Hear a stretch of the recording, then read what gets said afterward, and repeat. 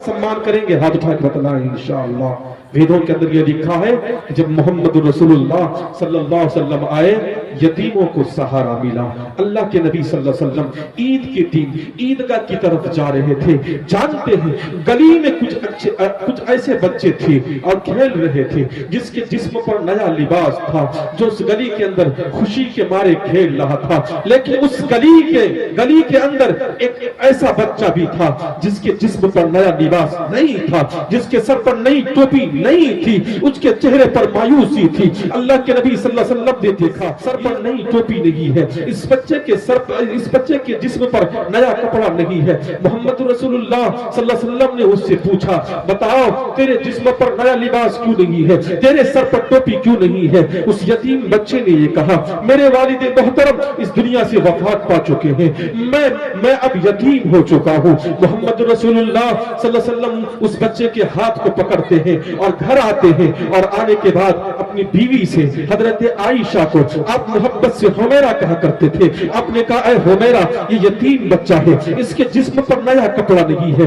इसके बालों में तेल लगा हुआ नहीं है, इसके सर पर टोपी नहीं है, ऐ हुमैरा जल्दी से इसको नहलाओ, इसको अच्छे कपड़े पहना दो। कहा कि नए कपड़े तो नहीं है। कहा फातिमा के घर ये पैगाम पहुंचा दो, हजरत हसन के बराबर का लड़का है, अगर उसका कोई कपड़ा धुला हुआ है तो वो भेज दे। सैयदना फातिमा ज़हरा रज़ियल्लाहु ताला अन्हा उसके हजरत को भेजती है और हजरत मोहम्मद रसूलुल्लाह सल्लल्लाहु अलैहि वसल्लम उसको पहनाते हैं और कहने लगते हैं, ऐ यतीम बच्चा, तू अब यतीम नहीं, मैं तेरा बाप हूँ, आज से तू मुझे तो बाप कहेगा, तू यतीम नहीं है। मोहम्मद रसूलुल्लाह सल्लल्लाहु अलैहि वसल्लम ने उस यतीम बच्चे से पूछा, ये बतलाओ जब तेरा बाप जिंदा था तुम्हें ईदगाह की तरफ लेकर के जाया करता था तो कैसे लेकर के जाया करता था? कहा जब मेरे वालिद मोहतरम, जब मेरे बाप जिंदा थे, जानते अल्लाह के नबी सल्लल्लाहु अलैहि वसल्लम वो मुझे ईदगाह की तरफ कैसे लेकर के जाया करते थे? वो झुक जाते थे, मैं बाप के कांधे पर बैठ जाया करता था और मेरे बाप ईदगाह की तरफ निकलते थे और जाकर के ईदगाह में जाकर के मैं फिर नमाज पढ़ता था।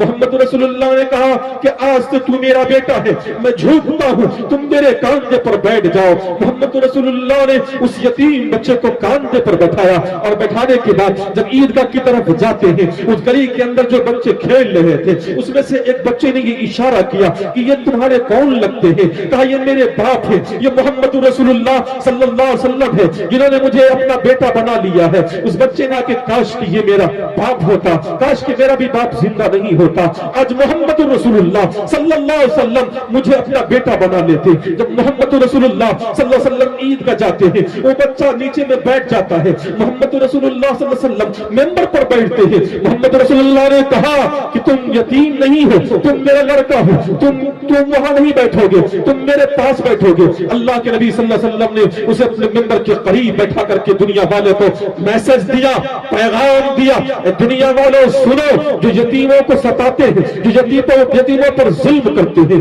जो यतीमों पर अत्याचार करते हैं, मोहम्मद रसूलुल्लाह ने कहा यतीम बच्चा है, दुनिया वालों मैं तुम्हें पैगाम देता हूँ, मैं तुम्हें मैसेज देता हूँ, जो यतीम बच्चे के सर पर हाथ फेरेगा अल्लाह तबारक व तआला यतीम बच्चे के सर में जितने बाल होंगे अल्लाह तबारक व तआला उसको उतनी नेकियों से नवाज देगा। इंशाअल्लाह हम यतीम की किफालत करेंगे, जुल्म नहीं करेंगे। हाथ उठा के बतलाएं इंशाअल्लाह। मोहम्मद रसूलुल्लाह सल्लल्लाहु अलैहि वसल्लम इसी